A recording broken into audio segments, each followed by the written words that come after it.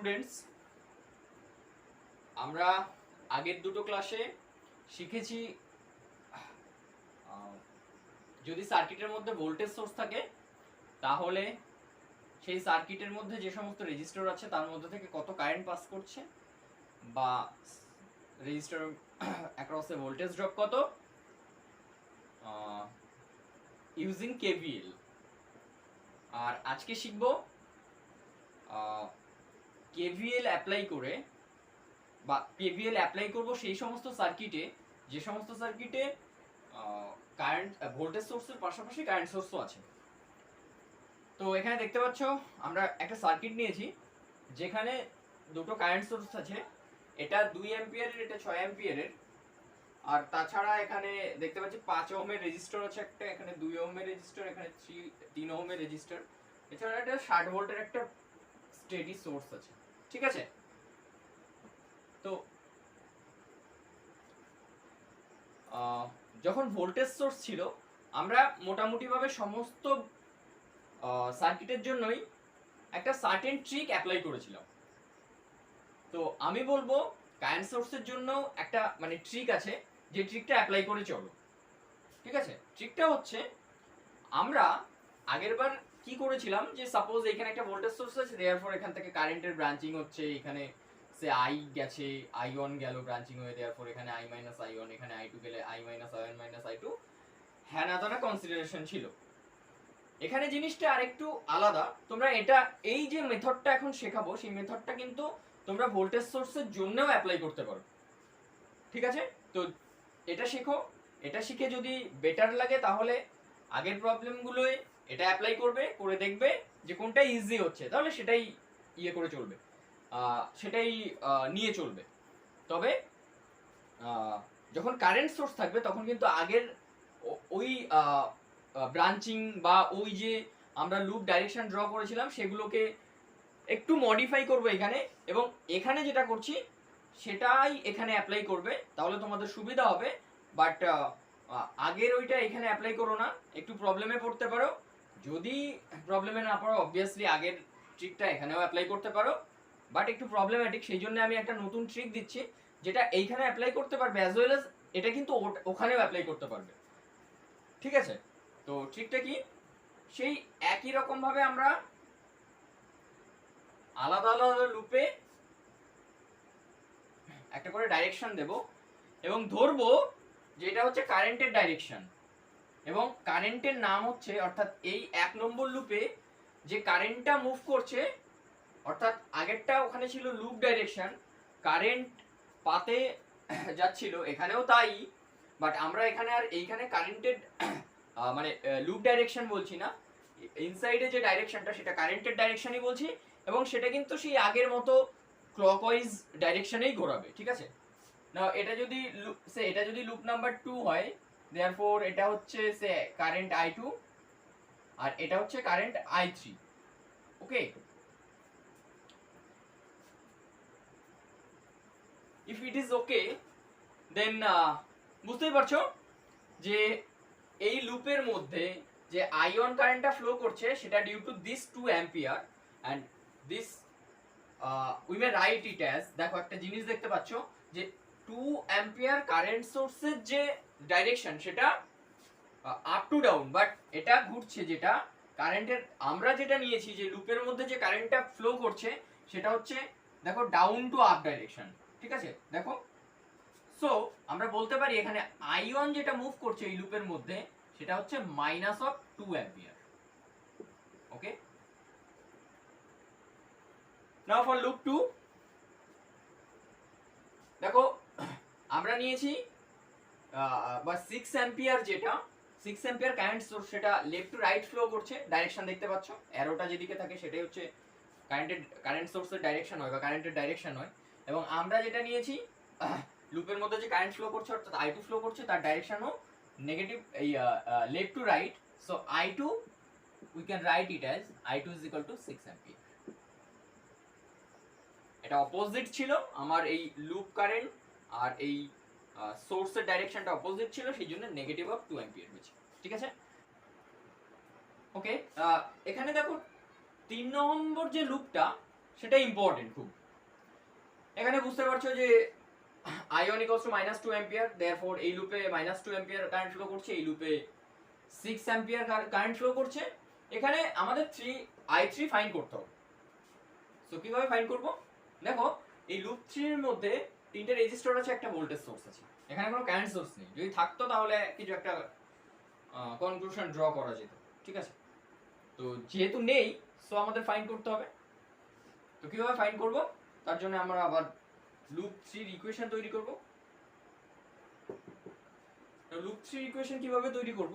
দেখো আগের দিন এর যে ভোল্টেজ কন্ট্রিবিউশন, অর্থাৎ 2 ওহম রেজিস্টরের মধ্যে যে ভোল্টেজ ড্রপ কতটা, সেটা নেগেটিভলি কন্ট্রিবিউট করছে নাকি পজিটিভলি, সেটা ফাইন্ড করতে সুবিধা হয়েছিল, বিকজ আমাদের একটা লুপ ডাইরেকশন ছিল এবং সার্কিটের মধ্যে থেকে কোন ডাইরেকশনে কারেন্ট ফ্লো করছিল সেটা দেখে আমরা করতে পেরেছিলাম। বাট এখানে কিন্তু কোনো সার্কিটের মধ্যে থেকে কারেন্ট কোন ডাইরেকশনে ফ্লো করছে সেটার ইয়ে নেই। কিন্তু এটা অনেক বেশি ইজি, বিকজ তুমি সব সময় যখন রেজিস্টর আছে সার্কিটের মধ্যে, সেই রেজিস্টরের ভোল্টেজ ড্রপ যেটা, সেটা নেগেটিভলি কন্ট্রিবিউট করছে, অর্থাৎ তার অ্যাক্রসে যে ভোল্টেজ ড্রপ সেটা নেগেটিভ ভোল্টেজ ড্রপ, এটা সবসময় ওবে করে চলবে। আর সবসময় তুমি ওটা নেগেটিভ অফ সাম ভোল্টেজ এটা ধরেই চলবে, কোনো সমস্যা নেই। এবং সেই লুপের মধ্যে থেকে for the case of swords, voltage source, সেই লুপের মধ্যে থেকে লুপ কারেন্ট যেটা, সেটা কোন ডাইরেকশনে যাচ্ছে, অর্থাৎ সোর্সের পজিটিভ থেকে নেগেটিভে নাকি নেগেটিভ থেকে পজিটিভে যাচ্ছে, তার উপর ডিপেন্ড করে সেই আগের বারের মতোই করবে। দ্যাট মিন যদি পজিটিভ থেকে নেগেটিভের দিকে যায় তাহলে নেগেটিভলি কন্ট্রিবিউট করবে, যদি নেগেটিভ থেকে পজিটিভের দিকে যায় তাহলে পজিটিভলি কন্ট্রিবিউট করবে, এটা মেনে চলবে। সো চলো আমরা এখান থেকে স্টার্ট করব অ্যাজ ওয়েল অ্যাজ। সো প্রথমে আছে 2 ohm, that is negative contribution of, বলেছি ভোল্টেজের নেগেটিভ কন্ট্রিবিউশন দেবে ভোল্টেজ সোর্স এই রেজিস্টরগুলো, -2 ইনটু, দেখো এর মধ্যে থেকে এফেক্টিভ কারেন্ট কতটা। দেখো কেউ বলতে পারে I2 I3, বিকজ দেখো I2 এদিক থেকে এদিকে আসছে, বাট I3 যেটা সেটা এদিক থেকে এদিকে যাচ্ছে, সো বলতে পারে I2 I3। কেউ বলতে পারে না না এটা I3 I2 হবে। Which one is right? Right is I3 I2, because আমরা কোন লুপটাকে নিয়ে কাজ করছি, সেই লুপের কারেন্ট কতটা সেটা ইম্পর্টেন্ট। অলওয়েজ যে লুপ নিয়ে কাজ করছো সেই লুপের কারেন্ট মাইনাস তার মধ্যে থেকে যদি অন্য কোনো ডাইরেকশনে অন্য কোনো লুপের কারেন্ট ফ্লো করে সেটা, ঠিক আছে? সো এখানে I3 I2, নেক্সট -3 ইনটু, এখানে only I3, next -5 into, sorry আমি একটা জিনিস মিস করেছি সেখানে, এটা দেখো I3 ফ্লো করছে পজিটিভ থেকে নেগেটিভের দিকে, অর্থাৎ negative 60 volt, -5 into I3 I1, very easy it is, and all voltage the sum সেটা হচ্ছে 0 is equal to 0. Okay, so এখানে বুঝতে পারছো I1 known, I2 known, therefore we can easily find I3 -2 times I3 -6 -3 times I3 -60 -5 times I3 minus of -2, that is +2 equals to 0. That implies -2 I3 plus 12 -3 I3 -60 -5 I3 -10 equals 0. That implies -10 I3, 60 70 58 -58 equals to 0. Thus we get I3 equals to minus of 5.8 ampere.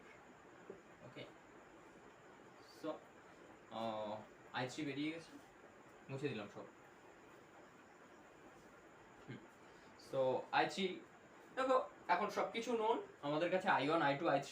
এখন তুমি easily বলতে পারবে যে কোন রেজিস্টরের মধ্যে থেকে কত current flow করছে বা ভোল্টেজ ড্রপ কত। তো আমি একটু বলে দিই, যে তাহলে বুঝতেই পারছো আমার I2 এর ডাইরেকশন এটা, এবং এখানে তার ভ্যালু হচ্ছে 6 অ্যাম্পিয়ার, তার মানে 6 অ্যাম্পিয়ার এর মধ্যে থেকে ফ্লো করছে এই ডাইরেকশনে।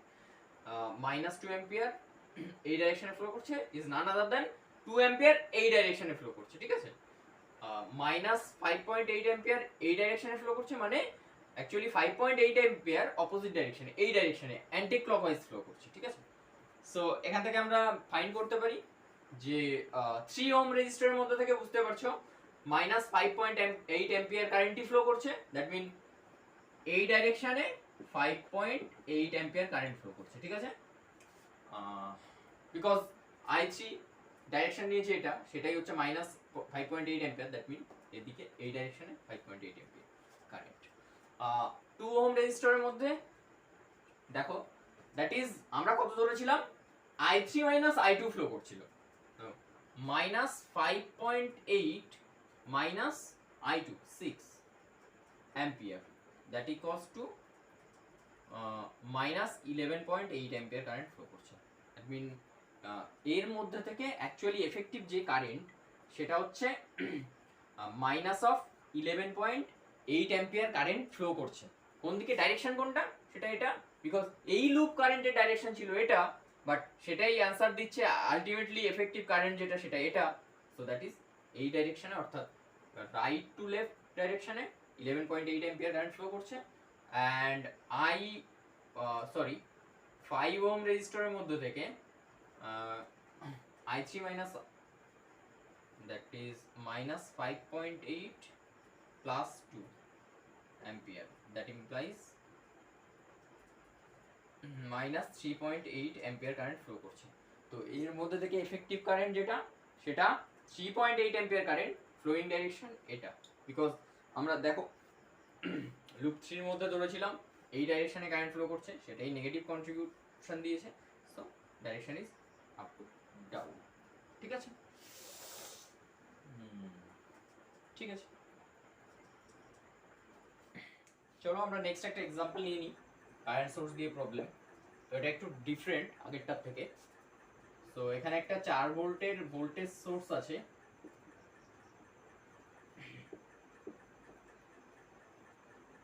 এখানে একটা 5 অ্যাম্পিয়ারের কারেন্ট সোর্স আছে,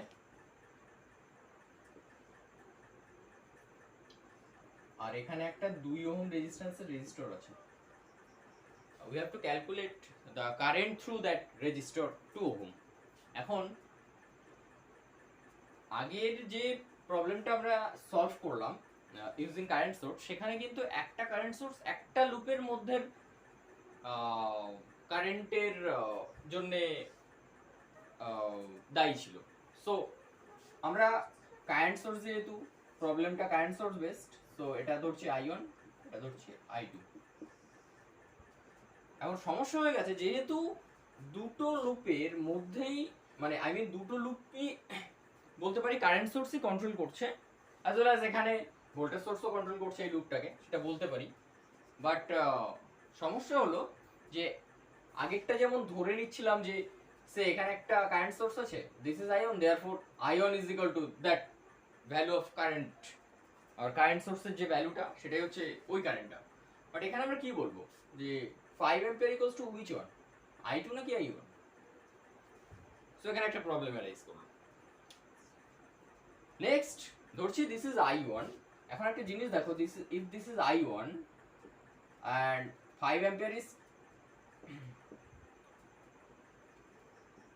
flowing through this direction, আর এখানে I2, বুঝতে পারছো এই কারেন্ট, এই লুপের কারেন্টের ভ্যালু হচ্ছে I2। সো আমরা বলতে পারি, দেখো এখানে নোডের, এখানে একটা নোড ক্রিয়েট হয়েছে, সো নোড এ ধরে নিচ্ছি। সো নোড এর নেচারটা দেখো, I1 ঢুকছে, this is 5 ampere, and this is I2। আমরা বলতে পারি I1 plus this one equals to I2, so I2 is equal to I1 plus 5 ampere. Okay, তো এখানে বলতে পারি যে এই নোডে কারেন্টের একটা সুপারপজিশন হয়েছে, আর যেহেতু কারেন্টের সুপারপজিশন হয়েছে, সো এখানে একটা সুপার লুপের ক্রিয়েট হচ্ছে। অর্থাৎ ইন সাচ কেস যেখানে কারেন্ট সোর্স দুটো বা তিনটে লুপকে একটা কারেন্ট সোর্স কন্ট্রোল করছে, তখন সেইগুলোকে আমরা সুপার লুপ হিসেবে কনসিডার করব। এবং অ্যাজ ইফ একটা সিঙ্গেল লুপ হিসেবে কাজ করছে, এভাবে অ্যাজিউম করে আমরা প্রবলেমটা সলভ করব। নাও এবারে সেই ইয়েতে চলো, যেটা আগেই করেছিলাম। সো এখানে আইওন কারেন্ট ফ্লো করছে, বাট এখানে কোনো রেজিস্টর নেই। এখান থেকে I2 কারেন্ট ফ্লো করছে, সো -2 × I2। আমি বলেছি কারেন্ট সোর্সের এই কারেন্ট সোর্সের যে প্রবলেমগুলো আর এইরকম ধরনের যদি লুপ কারেন্টটাকে কনসিডার করি, তাহলে ভোল্টেজ ড্রপ অ্যাক্রস রেজিস্টর আমরা নেগেটিভ ধরবো। সো -2 I2, এখানে দেখো I1 কারেন্টটা ফ্লো করছে এই ডাইরেকশনে, নেগেটিভ টু পজিটিভ, তো +4 volt equals to 0, therefore I2 is equal two 4 divided by -4 divided by -2, that equals to 2 ampere. So I2 equals to 2 ampere, hence I1 is equal to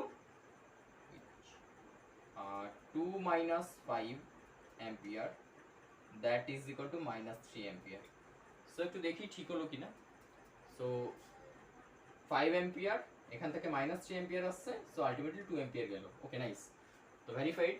so দেখতেই পাচ্ছ I2 current, that mean 2 ampere current এই লুপে flow করছে, অর্থাৎ 2 ampere current এই লুপে flow করছে এরকমভাবে, এই লুপে এইরকমভাবে ফ্লো করছে, আর -3 অ্যাম্পিয়ার কারেন্ট এই লুপে এইভাবে ফ্লো করছে। দ্যাট মিন বলতে পারি 3 অ্যাম্পিয়ার কারেন্ট এই দিকে ফ্লো করছে, মানে 5 অ্যাম্পিয়ার কারেন্ট এখানে গেল, 3 অ্যাম্পিয়ার কারেন্ট এদিকে গেল, 2 অ্যাম্পিয়ার কারেন্ট এদিকে গেল। This is total conception. So আমরা এই সুপার লুপের উপর বেস করে একটা বড় সার্কিট নিয়ে দেখি নেক্সট প্রবলেমটা সলভ করা যায় কিনা। সো এখানে সুপার লুপ বেসড একটা প্রবলেম নিয়ে নিয়েছি, প্রবলেম নাম্বার 3। তো দেখতে পাচ্ছ এখানে 24 ভোল্টের সোর্স, এখানে 10 ohm, 40 ohm, 20 ohm, 30 ohm, 5 ampere and 20 ohm. তো এখানে এই যে 5 অ্যাম্পিয়ারের কন্ট্রিবিউশন, সেটা এই দুটো লুপে আছে। সো এই দুটো লুপ মিলিয়ে একটা সুপার লুপ তৈরি হচ্ছে, ঠিক আছে। অ্যান্ড এইখানে যে নোটটা, সো আমি আগে ইয়েটা করে নিই। This is I1, this is I2 and this is I3। তো অ্যাট নোড এ যদি ধরি এটাকে, তো অ্যাট নোড এ কি নেচারটা, that is I2, this is 5, this is I3, so you may call it I3 is equal to I2 plus 5, ঠিক আছে। এরপরে চলো লুপ ইকুয়েশন ক্রিয়েট করা যাক। সো ফর ফার্স্ট লুপ 1, বলেছিলাম নেগেটিভ ভোল্টেজ ড্রপ করবে। এই সমস্ত প্রবলেমের জন্য যখন তুমি এটাকেই সার্কিট কারেন্ট ধরছো আর লুপ কারেন্ট ধরছো, সো I1 -10 × I1, তাই তো। এই রেজিস্টরের মধ্যে থেকে যে এফেক্টিভ কারেন্ট সেটা হচ্ছে -40 × I1 -I2। I1 current flow করছে ব্যাটারির negative to positive, so positive contribution 24 = 0। সো এখানে এটাকে যদি একটু মডিফাই করি তাহলে কি পাবো, that equals to this is -50 I1, তাই তো, plus 40 I2, sure, this is I1 -I2, হ্যাঁ ঠিক আছে, is equal two -12। So May write it as 25 I1 minus 20 I2 equals to this 24.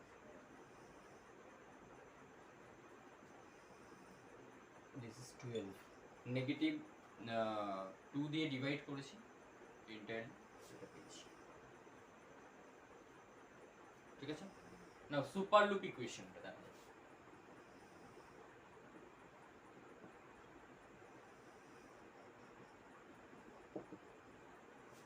So এটা সুপার লুপ, ঠিক আছে। এখান থেকে স্টার্ট করো। সো এখানে 20 ওহমের মধ্যে থেকে I2 কারেন্ট ফ্লো করছে -20 × I2। এখানে 30 ওহমের মধ্যে থেকে I3 -30 I3, গেইন 20 এর মধ্যে থেকে I3 -20 I3, মাইনাস এইখানে দেখো I2 -I3 -40 × I2 - I2 minus I1 sorry equals to 0 ঠিক আছে বুঝতে পেরেছো সো কি পেলাম minus 50 I3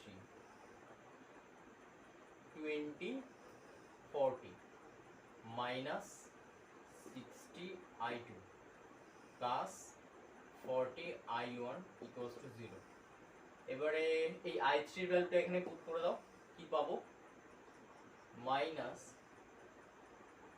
50 I2 minus 250 minus 60 I2 plus 40 I1 equals to 0 so কি পেলাম এটা মুছছি so ultimately 50 minus 1 on 0 I2 plus 40 I1 equals to 250 আচ্ছা 10 দিয়ে ডিভাইড করলে 4 I1 minus 11 I2 equals to 25 বেশ if this is equation 1 this is 2 এই দুটো যদি সলভ করি তাহলে অনেক ইজিলি আমরা I1 I2 ফাইন্ড করে ফেলতে পারবো therefore I3 ও ফাইন্ড করতে পারবো ওকে একটু করা যাক এটাকে 20 দিয়ে আর এটাকে 11 দিয়ে যদি মাল্টিপ্লাই করি তাহলে কি পাবো this is into 20 and this is into 11 তাহলে পাচ্ছি 80 I1 minus 220 I2 is equal to 500 আর এইখান থেকে পাচ্ছি 11 275 I1 220 I2 sure is equal to 132 সে যদি সাবট্রাক্ট করি তাহলে পাবো আচ্ছা সাবট্রাক্ট করলে পাবো minus 195 I1 is equal to 500 minus something 368 therefore I1 is equal to minus 368 by 195 ঠিক আছে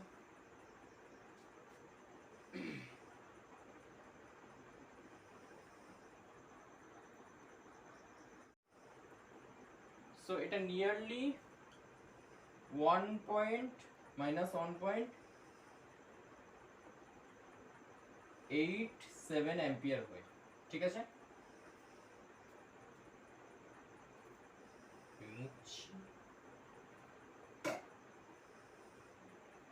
ওকে সো এরপরে যদি এই ভ্যালুটা যে কোনো একটা ইকুয়েশনে পুট করে দাও তাহলে পেয়ে যাবে minus 11 I2 is equal to 25 minus 4 I1 that equals to 25 minus 4 into this quantity that is এটা প্লাস হয়ে গেল 1.87 so that equals to 25 plus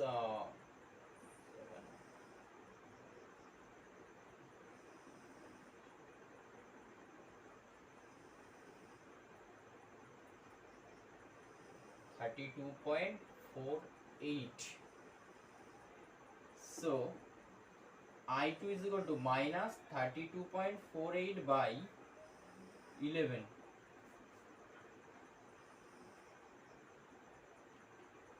তো আসছে nearly minus 2.95 ampere okay so দেখো সব কারেন্টের ভ্যালু পেয়ে গেছি আমরা I1 পেয়ে গেছি and therefore I2 ও পেয়ে গেছি সো আমরা ইজিলি এখান থেকে I3 ফাইন্ড করতে পারবো এই ইকুয়েশনে বসিয়ে, সো I3 এর ভ্যালু কত পাচ্ছি, I2 this quantity minus 2.95 plus 5 ampere.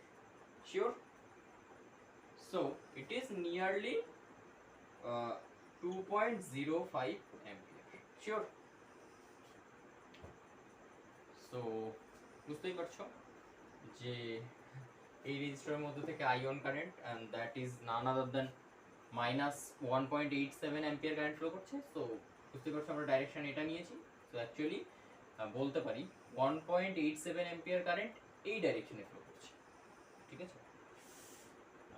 Next 40 ohm রেজিস্টরের মধ্যে থেকে I2 minus I1 current flow করছে, দ্যাট ইজ ইকুয়াল টু এটা মাইনাস এটা।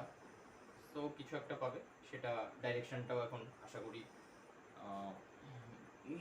বুঝতে পারবে কোন দিকে ফ্লো করছে। সো এটাই ছিল সুপার লুপ বা current source related problem. So আশা করছি কারেন্ট সোর্স দিয়ে যদি কেভিএল অ্যাপ্লাই করতে বলা হয় আর সমস্যা হবে না। তাও যদি কোনো সমস্যা হয় তাহলে আমাকে কমেন্ট বক্সে কমেন্ট করে জানিও, আমি চেষ্টা করব সেগুলো সলভ করার। নেক্সট ক্লাসে আমরা কেসিএল নিয়ে ডিসকাস করব। টিল দেন সবাই ভালো থেকো, গুড নাইট।